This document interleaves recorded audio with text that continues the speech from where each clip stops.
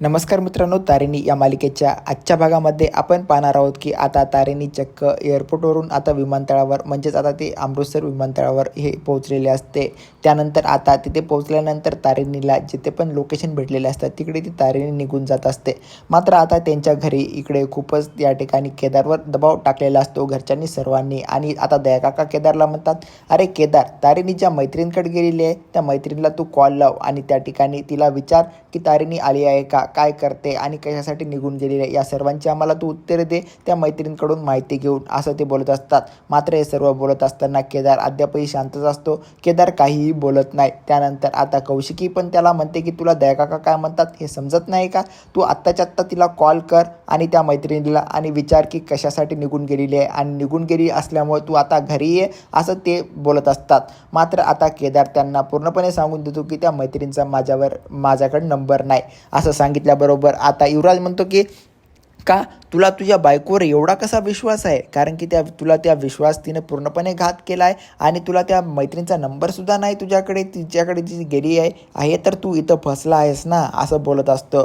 आणि मात्र हे सर्व करत असताना आता दयाकाका त्या केदारला म्हणतात की खरं तुझ्याकडे नंबर नाही, असा कसला रे तू, असं त्यांना समजत असतं. मात्र हे सर्व करत असताना कौशिकी म्हणते की काय करून ठेवलं आहे या घरामध्ये आता, असं बोलल्यानंतर आता मात्र केदार पूर्णपणे शांतच असतो, त्याला काय करावं हे सुचत नाही. मात्र युवराज म्हणतो की हेच तर तू हारला आहेस केदार इथे, कारण की तुला तुझ्या बायकोवर एवढा कसा विश्वास आहे. ती एका मैत्रिणीकडे गेली आहे आणि ती जाण्याच्या अगोदर सांगत होती की ती माझ्या जीवाभावाची मैत्रीण आहे, मला त्या मैत्रिणीकडे जायचं आहे आणि तिने तुला सोडलं आणि त्या मैत्रीला निवडलेलं आहे, असं बोलत असतो. मात्र आता केदारला युवराज म्हणतो की खरं तुझ्या बायकोवर विश्वास आहे का, तू तुझ्यावर खरंच प्रेम करते का. मात्र हे सर्व करत असताना आता केदार पूर्णपणे चिडतो आणि म्हणतो की तुला काय अक्कल आहे का, तू काय बोलतो ते, असं ते सर्व बोलत असताना युवराज म्हणतो की का, कारण की ती जी पण गेली आहे ती मैत्रीणच आहे का, कुठला एखादा पुरुष असेल का, कारण की तिचं त्याच्यावर प्रेम तर आहे ना. आणि म्हणतो की तिचं तुझ्यावर प्रेम होतं का, की तुला सोडून आता ती दुसऱ्यावर प्रेम करण्यासाठी निघून गेलेली आहे, असं बोलत असतो. कारण की तिला आता जे पण बाहेरची तिसरीच व्यक्ती आवडायला लागली काय, आणि त्यासाठी तुला तिने धोका दिला म्हणजे ती तुझ्यापासून दूर गेली आहे, असं आता युवराज तारिणीबद्दल विविध विचार करायला लागतो. मात्र हे सर्व करत असताना आता केदारला सहन होत नाही. केदार डायरेक्टची युवराजची आता गचांडी पकडतो आणि गचांडी पकडतून त्या ठिकाणी आता त्याला आवळायला लागतो. तेवढ्यात तिथे सर्वजण त्या दोघांना बाजूला करतात आणि त्यानंतर केदार युवराजला म्हणतो की जर तारिणीबद्दल जर तुला विचार करायचा असेल त्यासाठी बुद्धी लागते आणि ती तुझ्याकडं नाही. मात्र कौशिकी युवराजला समजून सांगते आणि म्हणते की हे बस झालं युवराज, तू जे पण काय बोलत आहे ते खूप घाणेरडं बोलत आहे. एखाद्या स्त्रीबद्दल अशा पद्धतीचा तू तिच्यावर चारित्र्यावर डाग लावत आहेस, हे खूप मोठं चुकीचं काम तू करत आहेस. अशा चुका मी खपून या घरामध्ये घेणार नाही. एका स्त्रीचा मान हा सन्मान राखलाच पाहिजे, कारण की ती या घरातली एक मुलगी आहे, असं बोलत असतो. आणि हे सर्व करत असताना तुला थोडीसुद्धा लाज वाटत नाही का, असं आता ती कौशिकी युवराजला बोलत असते. मात्र तारिणी आता विमानतळावर पोहोचल्यानंतर आता ती इकडे तिकडे शोधाशोध करते की आपल्याला कुठे जायचं आहे, काय जायचं आहे, कारण की तिला पूर्णपणे इथे ॲड्रेस भेटलेला नसतो. मात्र तिच्या पाठीमागून बॅगवर एक माणूस येतो आणि बॅगवर एक लिफाफा ठेवतो.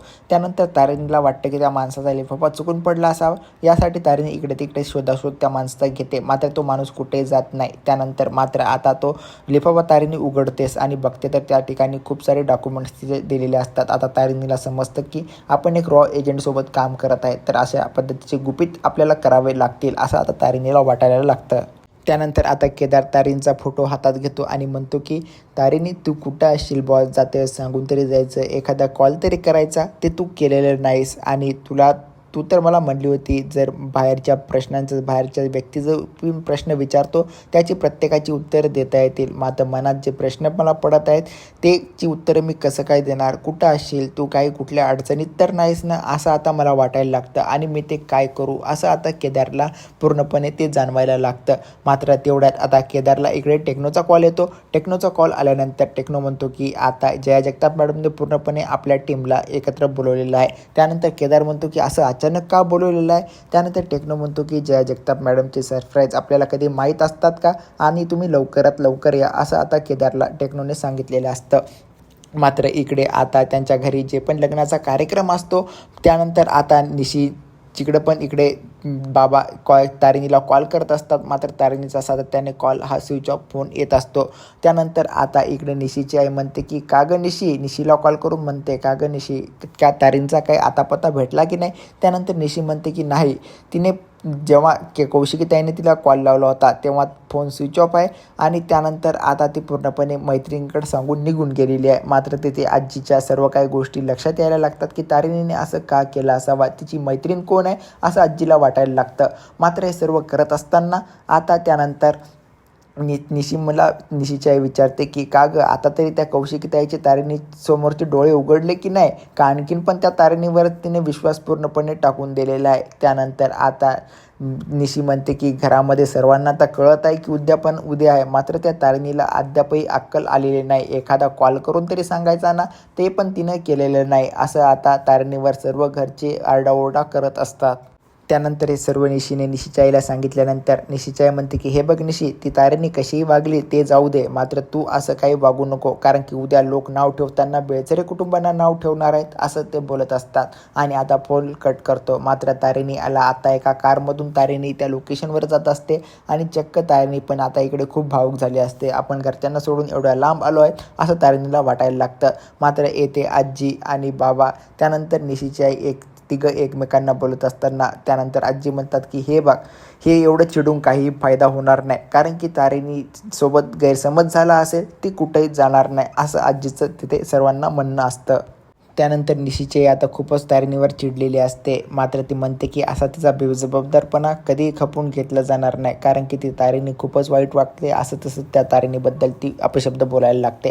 त्यानंतर माधव म्हणजेच बाबा म्हणतात की हे बघ, तू जरा तोंडाला आवर घाल. आता एवढी मोठे आपण माणसं, आपण त्यांना समजून घ्यायचं असतं की त्यांच्यावर चिडायचं असतं, हे पण तुला माहीत नाही. आणि त्या निशीला तू सातत्यानं फोन करून तिकडली काय अवस्था आहे तू हे विचार जाऊ नको असं ते बजावून सांगत असतात. त्यानंतर निशीची आई म्हणते की विचारलं तर काय झालं, मी तर माझ्या मुलीला कॉल करते आणि या सर्व गोष्टी विचारून घेते, यात तुमचं काय असं जातं असं ते बोलत असतात. त्यानंतर आता चिडचिडल्या पावल्याने तिथून ती निघून जाते. त्यानंतर आता माधव इकडे आजीला म्हणतात की तारिणी जिथे कुठे गेली असेल, ती अशी कुठली तिची मैत्रीण असेल आणि एवढं काय तिच्याकडं काम अर्जंट आलं असेल, आता ते बोलायला लागतात. मात्र हे सर्व करत असताना आजी म्हणतात की हे मला पण माहिती नाही का कुठं कशाला गेली असेल ती, मात्र एक गोष्ट नक्की सांगते, तारिणी ज्या पण गोष्टी करते त्या एकदम करेक्ट करते, ती काही चुकीचं करत नाही. आणि आता चक्क आजी देवाला हात जोडून विनंती करतात, तारिणी जिथे कुठे असेल तिला चांगलं ठेव आणि तिच्यावर कुठलेही संकट येऊ देऊ नको, तिच्या सर्व गोष्टी व्यवस्थितरित्या पार पाडू द्या, असं आता आजी देवाला प्रार्थना करत असते.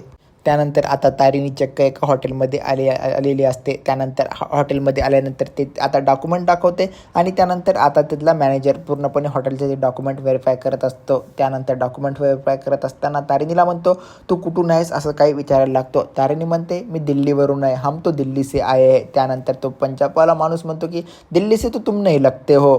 त्यानंतर तारिणी म्हणते की दिल्ली से लगने के लिए क्या मैं साथ में कुतुब मीनार लेके घूमूं. त्यानंतर असं बोलल्यानंतर तो माणूस म्हणतो की ऐसा क्या मैंने बोला है, तुम तो अभी तो थोड़ा थोड़ा दिल्ली से लगते हो असं ते म्हणायला लागतं. त्यानंतर तारिणी म्हणते पूरा दिल्ली से लगने के लिए क्या करना पडेगा मेरे को, ऐसा तैसा बोलते. और त्या मॅनेजरला विचारते आप कहाँ से हो. ते मॅनेजर म्हणते मैं तो पंजाब से हूँ. तारिणी म्हणते लगते तो नहीं हो. त्यानंतर ते माणूस म्हणतो पंजाब के लगने के लिए क्या करना होगा असं बोलल्यानंतर तारिणी म्हणते हे देखो हम दिखते तो अलग अलग है मगर हम एक ही है और वो भारतीय है.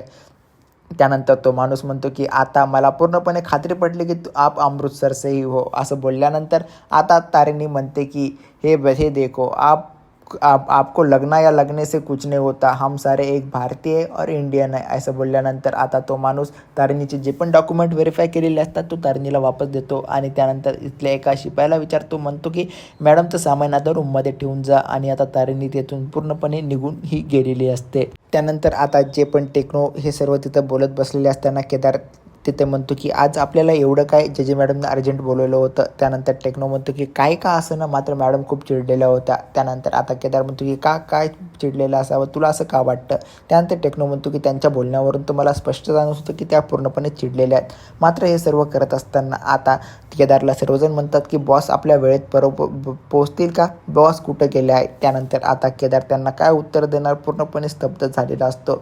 मात्र तेवढ्यात आता जया जगताप मॅडम आलेल्या असतात आणि म्हणतात की काही अपडेट आहे का, कोणाचं लोकेशन ट्रेस झालं आहे का, असं ते विचारायला लागत असतात. त्यानंतर आता सेकंड ऑफिसर केदारला म्हणतात की तारिणी कुठे आहे. मात्र केदारही आता पूर्णपणे जे मॅडमच्या समोर शांत उभा असतो, काही त्यांना बोलत नाही. त्यानंतर आता तारेने ते पण हॉटेलमधल्या रूममध्ये आल्यानंतर आता तिथे सर्व काही चेक करायला लागते. त्यानंतर आता तारेने एक ड्रावर ओपन करते. त्या ड्रावरमध्ये सातत्याने तिला कॉल आलेला असतो. मग ते ओपन केल्यानंतर तिथे तिला मोबाईल सापडतो आणि ते मोबाईलचा कॉल उचलते. ते इकडे तिच्या सरने कॉल केलेला असतो आणि त्यानंतर ती सरला जय हिंद म्हणत त्यानंतर सर तिला सांगतात की हे बघ तारेने, तुझं खूप अमृतसरमध्ये वेलकम आहे आणि तुला जे पण गोष्टी लागत आहेत त्या आम्ही तुला पुरवून दिलेल्या आहेत. त्या कपाटामध्ये तू जाऊन एकदा चेक कर सर्व काही आहे का. त्यानंतर तारिणीने सर्व चेक केल्यानंतर तारिणी म्हणते की सर सर्व काही ठीक आहे, मला ह्याच गोष्टी पाहिजे होत्या. त्यानंतर आता सर म्हणतात की हे बघ एक गोष्ट तुला महत्त्वाची इथे आता लक्षात घ्यायची आहे, ती म्हणजे तुझी ती ओळख ही कोणालाही तुला पटवून द्यायची नाही. कारण की तुला आता अमृतसरमध्ये नवीन आहेस, तुला त्या गोष्टीची ओळख ही लपवून ठेवावी लागणार आहे आणि तू आता अमृतसर पूर्णपणे फिरून घे. तिथली लोक कशी आहेत काय यांच्यासोबत तू चर्चा कर आणि त्यानंतर तुला काही लागलं तरी मला या नंबरवर कॉन्टॅक्ट कर आणि बॅकअप टीम म्हणजे प्लॅन टीम बी पण तुझा नंबर पण मी तुला दिलेला आहे, तुला सर्व गोष्टी त्या पुरवतील. असं आता सर तारिणीशी बोलत असतात आणि त्यानंतर कॉल कट होऊन जातो. त्यानंतर आता इकडे जया जगताप मॅडम केदारला म्हणतात की हे बघा आज काय तुम्ही निर्णय केलेला आहे का. मी दोनदा क्वेश्चन नाही विचार तोपर्यंत तुम्ही आन्सर नाही द्यायचं. त्यानंतर केदार जया जगताप मॅडमला म्हणतो की ती तिच्या मैत्रिणीकडे गेलेली आहे. त्यानंतर जया जगताप मॅडम म्हणतात की हां गेली तर ठीक आहे, पण मेडिकल इमर्जन्सी असेल तिची. मात्र आता ती काही जाण्याची इथे पद्धत काही सांगून आहे की नाही की डायरेक्ट निघून जायचं. त्यानंतर जया जगताप मॅडम आता स्वतःचा फोन उचलतात आणि त्या ठिकाणी तारिणीला कॉल करण्याचा प्रयत्न करतात. केदार लगेच म्हणतो की मॅडम तिला कॉल लावू नका कारण की तिचा फोन बंद आहे, कारण की ती बाहेरगावी गेलेली आहे आणि त्या ठिकाणी नेटवर्क इश्यू आहे. असं बोलल्यानंतर आता जया जगताप मॅडम म्हणतात की अरे वा असं झालं आहे का. त्यानंतर हे बोलत असताना जया जगताप मॅडमच्या सर्व गोष्टी आता लक्षात आलेल्या असतात. मात्र हे सर्व करत असताना त्या म्हणतात की त्यानंतर तेवढ्यात तिथे केदारला कॉल येतो. त्यानंतर जया जगताप मॅडमला केदार म्हणतो की मॅडम मला घरून कॉल आलेला आहे. त्यानंतर जया जगताप मॅडम त्याला उचलायचा संदेश देतात. त्यानंतर केदार जाऊन ते कॉल उचलतो. त्यानंतर त्याच्या आजीने म्हणजे श्रीवालीने हे कॉल केलेला असतो. त्यानंतर आता आजी केदारला विचारतात की तारिणी कुठे गेली आहे, तुला काय माहीत आहे का केदार. मात्र केदार आता पूर्णपणे स्तब्ध होतो आणि म्हणतो की आता तारिणी तिच्या मैत्रिणीकडे गेलेली आहे. त्यानंतर आजी पुन्हा त्याला सातत्याने प्रश्न विचारायला लागतात, कोणची मैत्रीण नाही, तिचं नाव काय आहे असं विचारायला लागतात. त्यानंतर केदार म्हणतो की तिचं नाव भारती आहे असं सांगतो. मात्र हे सर्व करत असताना आजी म्हणतात की तिचा काही कुठे लोकेशन हे तुला माहीत आहे का, म्हणजे ती कुठे गेली आहे. त्यानंतर आता केदार पूर्णपणे स्थिर राहतो, त्याला काहीही सांगत नाही. त्यानंतर मात्र आजी त्याला सातत्यानं हॅलो करायला लागतात. त्यानंतर केदार म्हणतो की इथे नेटवर्कचा इश्यू आहे, त्यानंतर तुला आवाज येत नाही, मी आता मला ऑफिसला जायचं आहे, मला खूप कामं आहे, त्यानंतर मी तुला निवांतपणे कॉल करून बोलेल असं सांगतो आणि कॉल कट करून देतो. आणि आता हे सर्व काही गोष्टी केदारला समजल्यानंतर केदार आता मनातल्या मनात स्वतःला म्हणतो की मॅडम असं तारिणीला म्हणतो की बॉस तुम्ही कुठं पण असतील, मी सर्व काही गोष्टी ते हँडल व्यवस्थितरित्या कराल, तुम्ही नका काळजी करू असं केदार बोललेला असतो. त्यानंतर आता उद्याच्या भागात आपण पाहणार आहोत की आता तारिणी कुठे गेली आहे याचा अद्यापही कोणालाही माहिती नाही, फक्त ते केदारला माहिती आहे. तारिणी एका मिशनवर गेलेली आहे. मात्र घरच्यांचं जे पण त्या ठिकाणी उद्यापन करायचं असतं ते पण तारिणीमुळे रखडलेलं असतं आणि इकडे जे पण तारिणीच्या घरी तिच्या बहिणीचं लग्न असतं ते पण आता पूर्णपणे ठप्प असतं आणि इकडे जया जगताप मॅडमला पण तारिणी कुठे गेलेली आहे हे अद्यापही माहीत नसतं. आता हे सर्व तिघं मिळून तारिणीचा शोध घेताल का आणि तारिणी सर्वांना समजेल का अमृतसरमध्ये तारिणी गेलेली आहे. आणि हे सर्व भाग कळल्यानंतर आता केदारला कशा पद्धतीने ते प्रश्न विचारतील हे आपण उद्याच्या भागात पाहणार आहोत. अशाच प्रकारचे नवनवीन व्हिडिओ पाहण्यासाठी आमच्या चॅनलला सबस्क्राईब करा. व्हिडिओ आवडल्यास व्हिडिओला लाईक आणि शेअर जरूर करा.